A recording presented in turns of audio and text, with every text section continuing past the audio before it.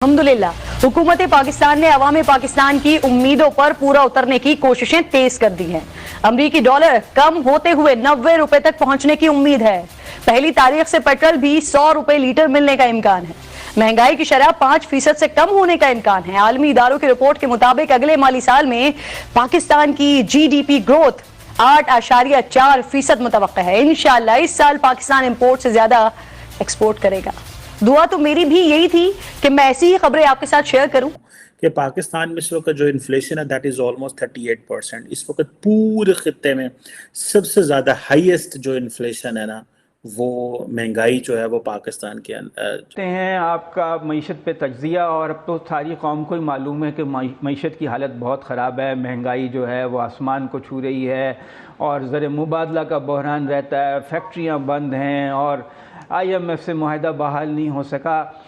आप ये बताइए कि इससे निकलने का रास्ता क्या है? हमारे जो वज़ीर ख़जाना हैं वो तो कहते हैं कि हमें IMF के बगैर रहना सीखना होगा। हमारी वज़ीर मुमलिकत बराए ख़जाना आयशा पाशा कह रही हैं कि कोई भी प्लान नहीं है, IMF के पास ही जाना पड़ेगा।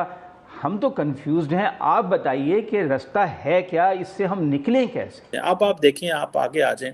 इस वक्त जो पाकिस्तान की जो सिचुएशन में जो हमारी ग्रोथ रेट है वो 0.3% ग्रोथ रेट, इंडिया की कुछ 5 या 6% के करीब जा रही है।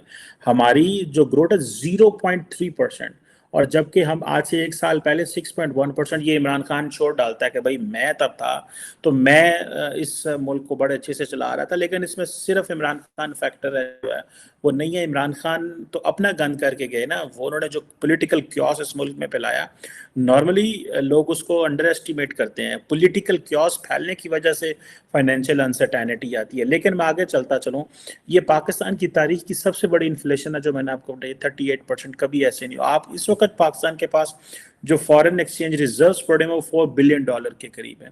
हमारी अनएम्प्लॉयमेंट 11% है। ठीक है जी। अब आप इमेजिन करें, और जो हमारी पॉवर्टी है, हमारे तकरीबन 100 मिलियन लोग, 10 करोड़ जो लोग हैं वो गुर्बत में गए हैं। 10 करोड़ लोग गुर्बत में गए हैं। सो अब आप इमेजिन कर लें कि हम कहाँ पे खड़े हुए हैं, वेयर डू वी स्टैंड, और हमने कहाँ जाना है।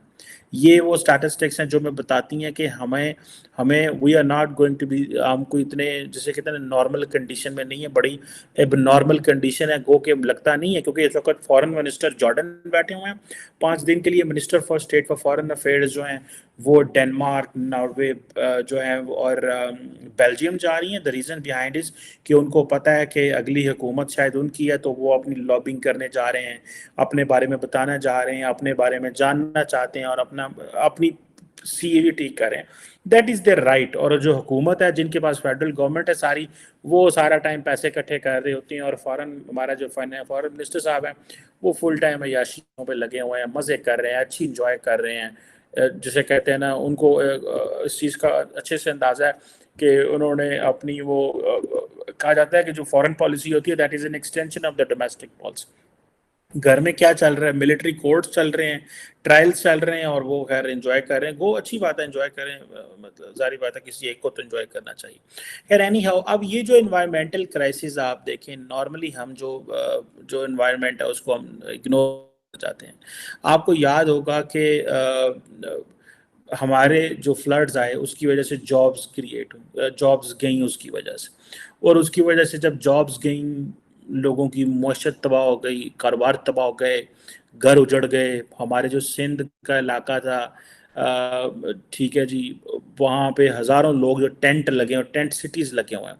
दुनिया ने, फॉरेन डोनर्स ने कोई $9 बिलियन प्लेज किया था, जिसमें से ज़्यादातर पैसे हैं तो कुछ हमें आगे हुए थे, कुछ हमें उन्होंने कहा कि हम लोन्स देंगे, कुछ उन्होंने कहा कि हम आपको जो है वो प्रोजेक्ट्स दिखाएं तो हम आपको तब देंगे। वो भी बस एक ट्रक की बत्ती थी जिसके पीछे हमें लगा दिए। एक कॉन्फ्रेंस हुई थी, आई थिंक जिनीवा में हुई थी या कहीं पे, जो जिसमें सारी दुनिया ने हमें प्लेज किया था, लेकिन ਉਹਦੇ ਵਿੱਚ पंजाबी कहते ने पैंदा लेंदा कुछ भी नहीं सी। मतलब this is how we are going to face the crisis. अब देखें कि एक तरफ तो ये हमारी सिचुएशन है, हम यहाँ पे खड़े हुए हैं और हमें अंदाज़ा है कि भाई हमारे जो जिसे कहते हैं ना कि चीज़ें ठीक होने वाली نہیں ہے کہ پاکستان خود مختار ملک ہے. پاکستان کے پاس ہزاروں ارب ڈالرز کے اثاثے ہیں. اگر ہمارا غیر ملکی قرضہ 100 ارب ڈالرز ہے تو ہمارے پاس ٹریلین ڈالرز کے اثاثے موجود ہیں.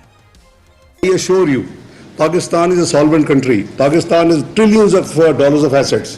اگر ہماری 100 بلین کے ایکسٹرنل ڈیٹ ہے تو ہمارے پاس ایسٹس بھی ہیں. آپ میں ایک ایسٹ جو یہ آپ کا جو گیس پاکستان کا انفراسٹرکچر ہے, it is alone $40 to $50 billion, 50% اور ڈیٹ. تو ہمیں گھبرانے کی ضرورت نہیں ہے. جناب وزیر خزانہ کا مزید کہنا تھا کہ ہمیں گھبرانے کی ضرورت نہیں ہے. M D I M F نے کچھ عرصہ پہلے ہی بیان دیا تھا کہ پاکستان ڈیفالٹ نہیں کرے.